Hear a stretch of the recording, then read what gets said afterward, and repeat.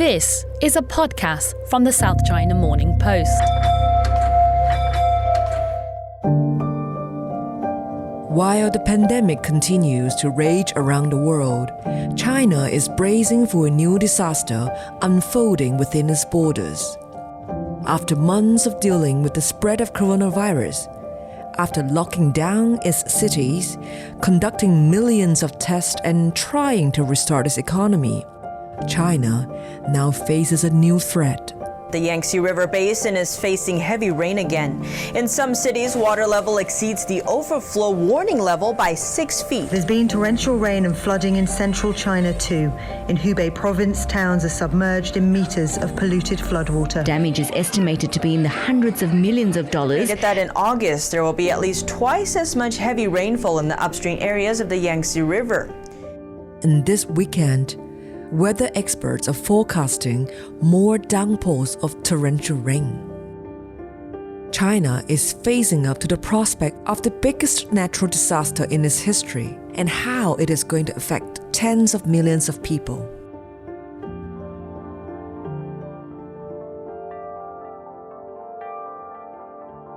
Welcome to the Inside China podcast. My name is Mimi Lau. In this episode, I'm going to give you some background to this unfolding disaster across China. And I'm going to speak to a reporter you've heard from a couple of times before on this podcast. Phoebe Zhang is one of my colleagues on the China desk for the South China Morning Post. Recently, she traveled to the city of Wuhan, but not to cover the coronavirus story. And this time, it was to find out how people were coping after the Yangtze River flooded. The rescuers, they always had to bring a guide from the village on board who could tell the houses in relation to another, and he could navigate, and then he would know where all the electric wires are, where all the rocks, where the trees are, because it was really difficult. Everything was underwater. It was difficult to see.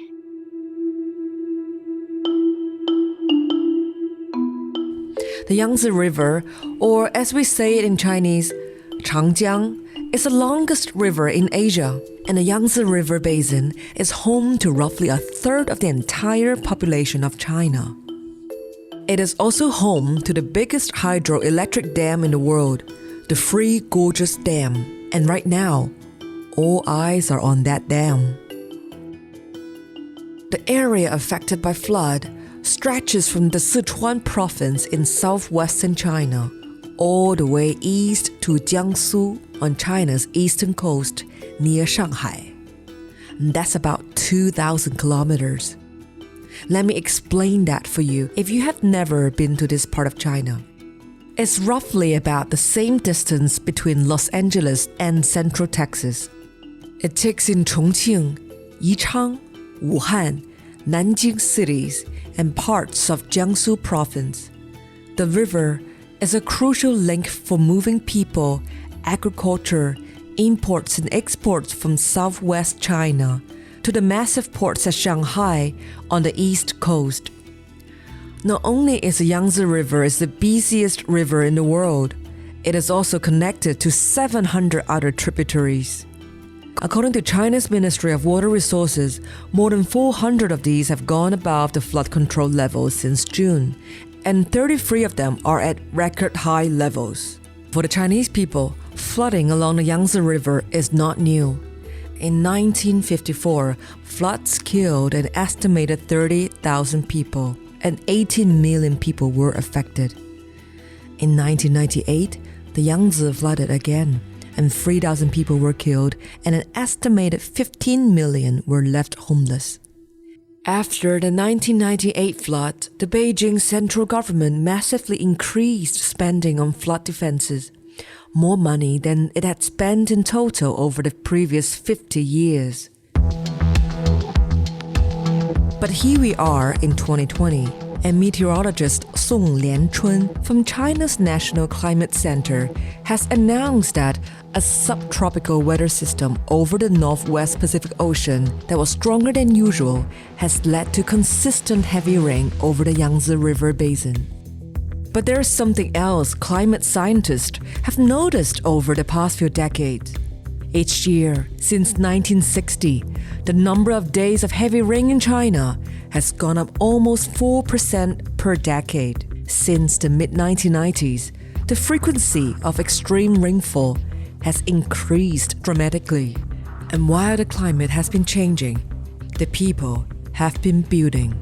And by that, I mean there's been decades of land reclamation where people have filled in lakes and waterways to build more housing and more buildings.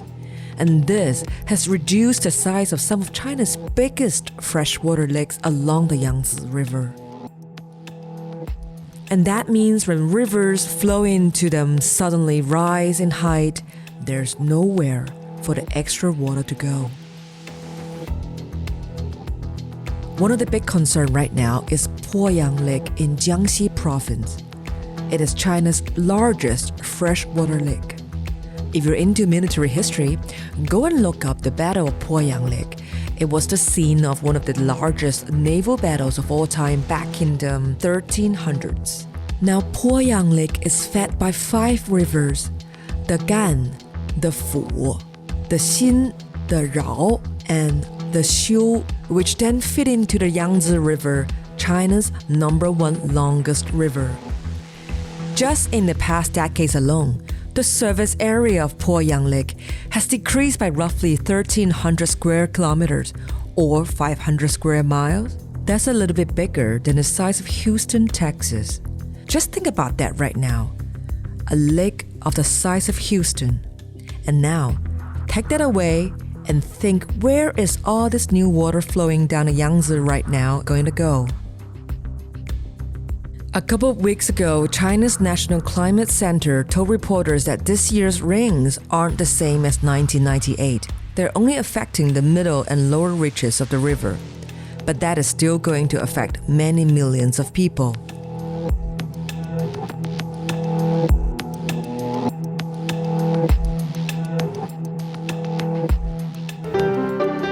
We've got some big news coming to you about the South China Morning Post. Starting in August, we're bringing in a brand new digital subscription service. You'll still get unlimited access to our new and archived podcasts, but we're going to ask you to sign up for a subscription to access SCMP.com and the SCMP mobile app. It's going to work like this. You'll be able to read several stories each month for free, and after that, you'll need to be a subscriber to access more. You'll be helping to support SCMP's award-winning news reporting, in-depth analysis, and investigative journalism that lead the global conversation on China. We're introducing this in stages to our different audiences around the world, but you'll read all about it first at our website, scmp.com.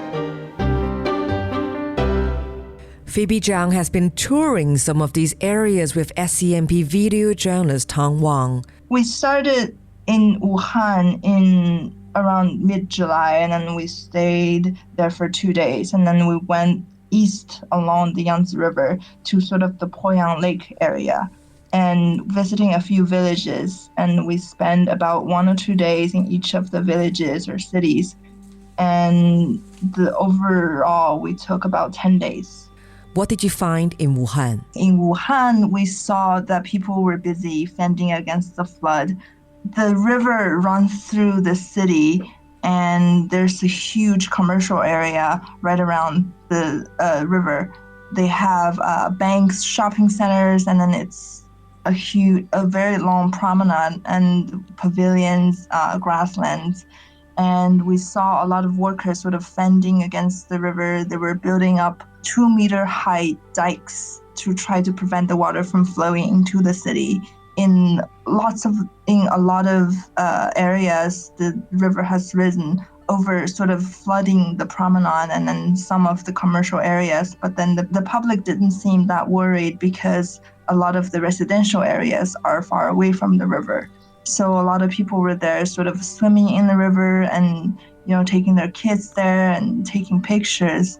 And on the other side, the workers were really busy sort of preparing for the flood. Did you mention in your story that people were swimming in the river of Wuhan? Yes, actually, because the river runs through the city, and then it's been always been a sort of entertaining part of people's lives. And there's always been people swimming in the river and playing by the river. And even though the level of the river has risen and some parts of the promenade and the pavilions were flooded, I still saw people swimming in the river. I actually saw an old guy. He came up from the river, and then he held a squash about the size of people's head, and he said that he found that in the river. And they didn't seem scared or worried at all, and they said the flooding occurs every summer, and as long as it doesn't make it into the city, and as long as they had preparations going on, then they're fine. Wow, that's astonishing, absolutely astonishing. So you spent 2 days in Wuhan, and what happened after that? Afterwards, we went to the Poyang Lake vicinity to a village called Dixi. There are lots of villages along the Poyang Lake. And what happened was, after the water came from upstream of the Yangtze River, they flowed into the lake. But then the lake has already hit record highs in several areas, so that water has nowhere to go. And it was going back into the river and into some of the tributaries. And it broke 14 riverbanks along the lake and flooding a lot of the villages there. So we went to one of them. That's Dixi. And these are the rural areas we are talking about. What did you see in Dixi? How did the civilians' livelihood being affected? I think these people are the most affected in the flood. The villages, I spoke to them, and they said when the riverbank broke, they heard a sort of whooshing sound, and then the water basically just came really quickly. It rushed up to their village, basically moving to the second floors within hours. Was it unprecedented for them to come across a flood this huge before? They likened it to the 1998 Great Flood. There was another historic Great Flood. They've seen flood in some areas almost every year or a couple of years, but then they've never seen anything this scale. It brought back memories of the 1998 flood. So how did they fare? How did they survive this? So they've had the warning for days, and then everybody was busy moving everything that they had upstairs, like clothes, blankets, and products that they sold in supermarkets, like rice packets or nails and screws. But then they didn't foresee that the riverbank was going to break.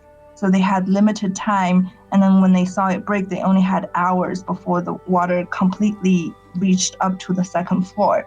So some people ran across the bridge into another town, but for those people who didn't have time to run, they were trapped on the third floors of their houses, and they had to be rescued out by boats.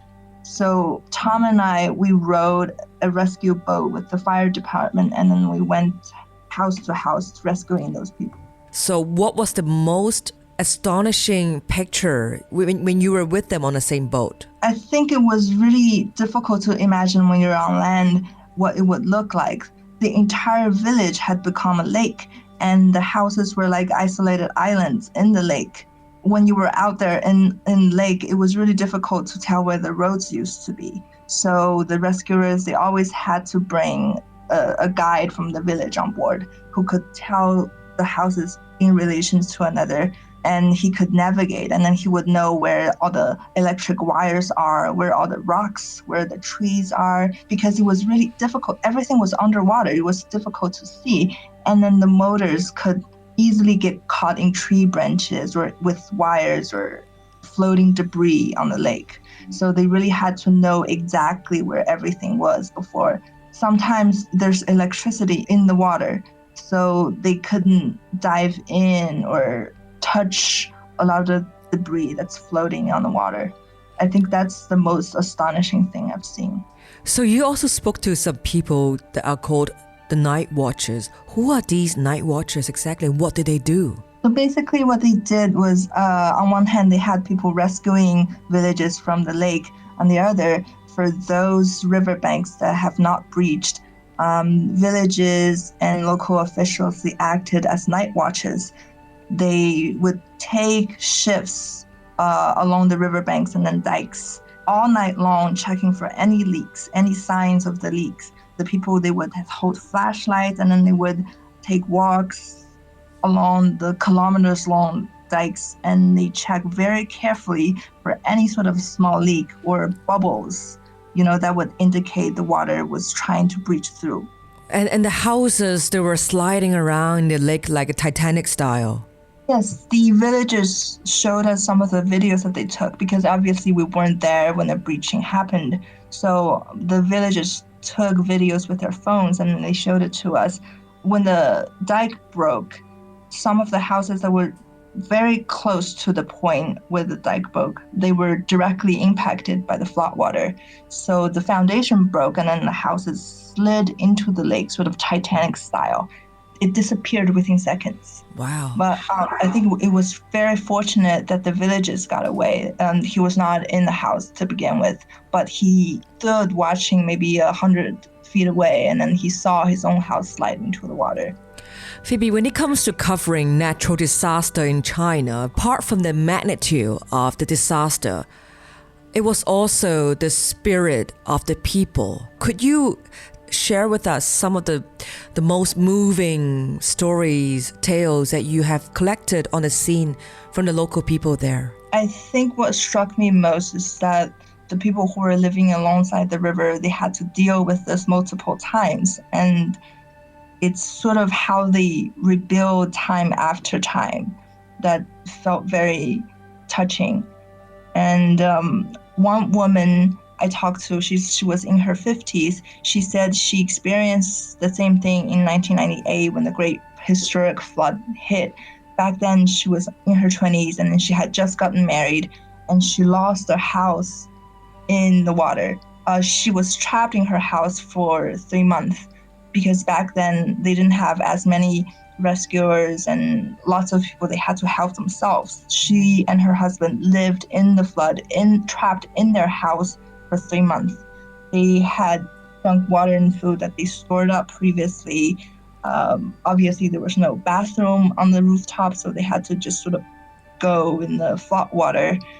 And she said she couldn't sleep well every night because sometimes it rained and then she was afraid that she might fall into the flood.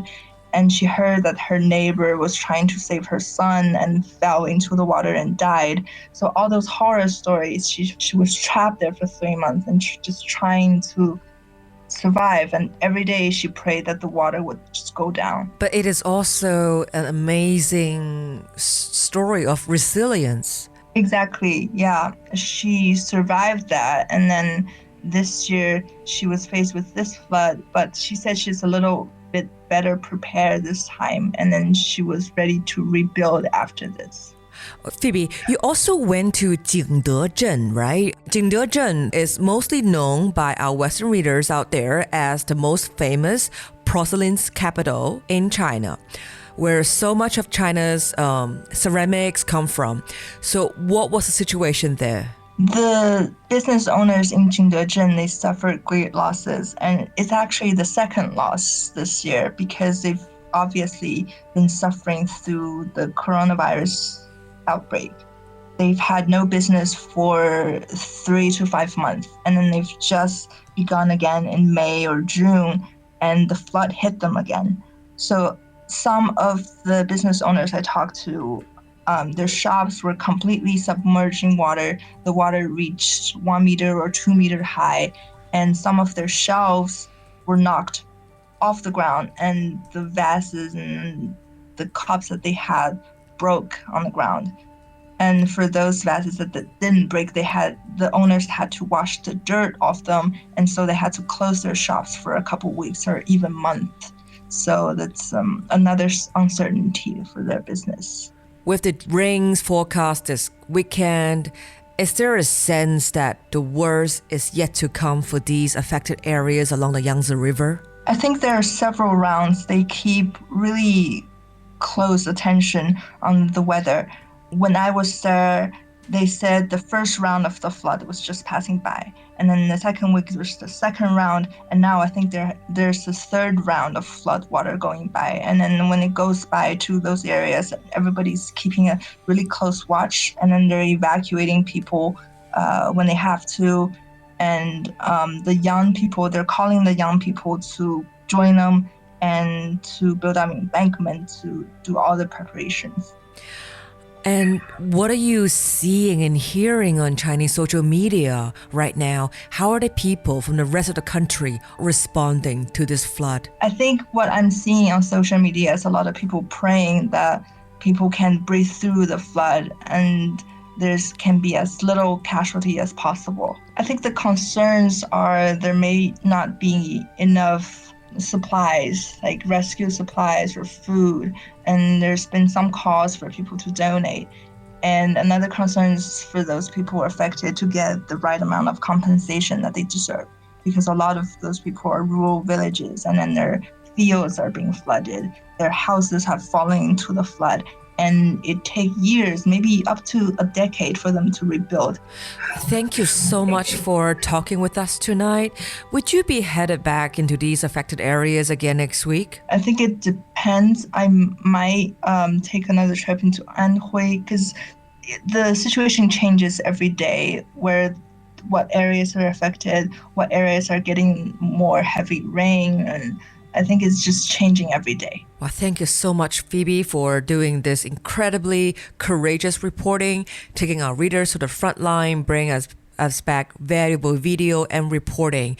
We look forward to hear from you soon, and please stay safe in this time of coronavirus. Yeah, no problem. Thank you.